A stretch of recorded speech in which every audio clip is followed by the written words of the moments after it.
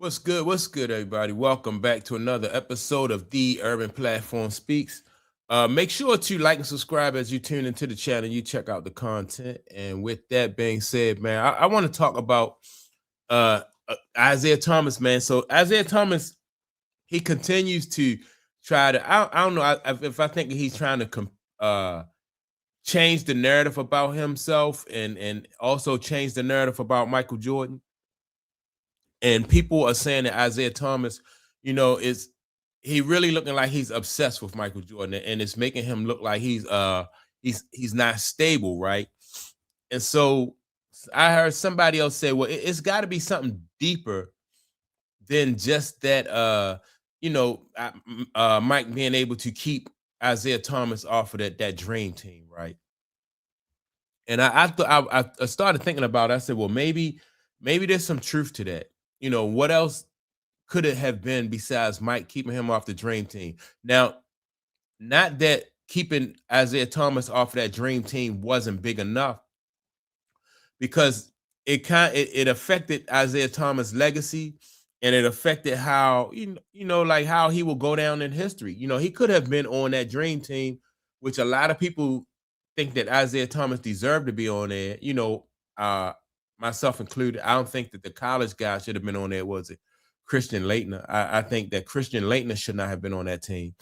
But other than that, it was I just think that it has to be more to it, right? And so that was then I started looking up some stuff that also happened during that time, right? And so I came across a topic, right? And it says, let me see, Isiah Thomas had a contract, right? He had a contract, a shoe contract with a shoe company called Asics. And so Asics was a new company at that time, also up and coming company, athletic apparel, and also Nike was new at that time, right? So this is another opportunity. This is where again, Mike just beat Isiah out again. And so can you imagine, like, if Isiah Thomas and Asics, that tennis shoe brand that Asics, Isiah Thomas had a contract with, can you imagine if the NBA had promoted Asics and Isiah Thomas, over Nike and Michael Jordan? So I said, well, that is another reason, because it seems like every time Isiah Thomas turned around, they was promoting Mike, and anything that Mike was connected to, they were promoting that. And so that, I think, also played into it. Was another factor that made Isiah Thomas bitter about the situation with Mike, right? Like, all right, you already messed me up on the court as far as, like, painting me as the villain, as the bad guy, and on all this other stuff. Now off the court, when I'm trying to make deals with sneakers company and apparel companies, you know, Mike beat him at that, right? And so that probably was more ammunition for Isiah Thomas to hate, to hate Michael Jordan. But I do think that Isiah Thomas as the villain also hurt himself. Like, with that bad boy image, it would have been hard for Asics as a sneaker brand to grow with Isiah Thomas being the head of it and the villain, right? Because remember, the league was painting, it was good versus evil. When it came to Michael Jordan, Chicago Bulls, Detroit Pistons, and Isiah Thomas, it was good versus evil.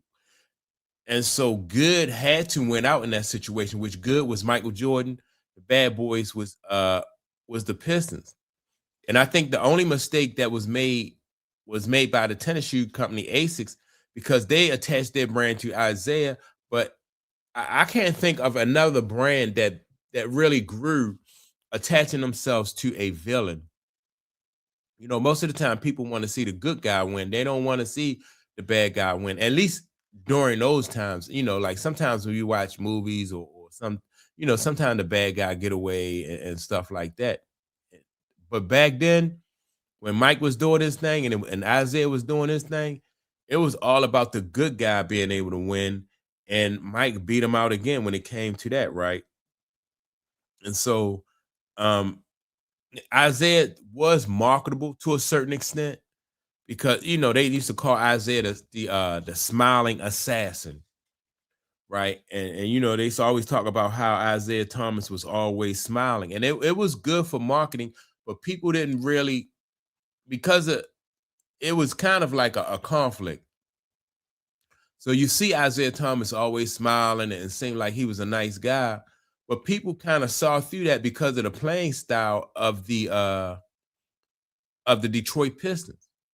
Whereas though when you compare Isiah Thomas to Magic Johnson, who's always smiling, Magic, Magic was able to get away with that. Magic was always smiling, and people see Magic, like as a big teddy bear and stuff like that.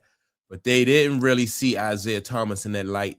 Although they see Isiah Thomas always, like I say, he was smiling and tried to look the part. He wasn't able to really sell it like Magic was, right? Because people used to always talk about like, every time that's all you Magic always smiling. Magic always cheats, and he even took some criticism from certain people about always smiling. They thought at sometimes he smiled too much when it was the situation didn't call for a big smile, right? And so, but I just think that Isiah Thomas, man, his public image was not an image that he wanted, that the NBA wanted to promote. It wasn't an image that the sponsors wanted to connect themselves to because the bad boys, like you can only go so far with that type of that negative image, right? The bad boy image and stuff like that. So outside of really Detroit, like a whole Isiah Thomas, he was admired because he was really good, a great basketball player. But outside of Detroit, though, like fans around the country kind of was like, I don't know. I think Mike was more marketable. Magic and Bird was more marketable, right?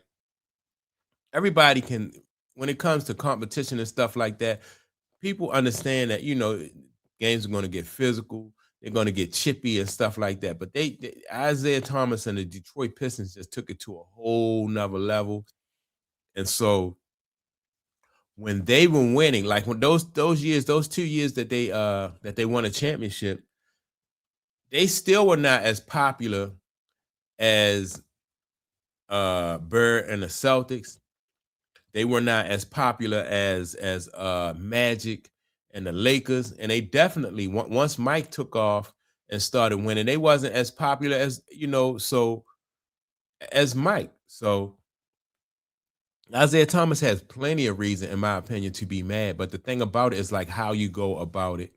I think that like the way that Isiah Thomas is going about it, like this campaign to be to try to chip away at Michael Jordan's legacy is just making Isiah Thomas look, in my opinion, just making him look kind of unstable. But it's plenty of ammunition for Isiah. Like every Mike not only affected Isaiah's legacy, but he also was able to affect like the type of money that Isiah, like Isiah Thomas would have been in a whole different tax bracket, whole different stratosphere if he was able to grow his brand the way Mike grew his brand, and so much more behind the scene, in my opinion, went on with that situation between Mike and Isiah. Not just that situation with the Dream Team, and like I said, not to say that that wasn't enough. What happened with that Dream Team? I mean, I would have been pissed about the Dream Team, but when I look into it and see that like endorsements was lost because of the image and the light that the media painted Isiah in. It just seemed like wherever Isiah turned, like he kept losing to Michael Jordan. And even now, years after his career is over with, he's still trying to go at Michael Jordan, but he's still losing. And I think that's affecting his health mentally. I think that's affecting his health physically because now when I look at Isiah, he just looked like he has some things going on that like I'm not seeing with Mike. I'm not seeing that with Magic. I'm not seeing that with Bird. All of those guys are in the same age bracket. So, but it just seemed like Isiah is aging a little bit different from all those other guys who came up in his same era. and it just seems like this situation is affecting him more so. You know, I just think that Isiah Thomas at this point in time, he should just let it all go.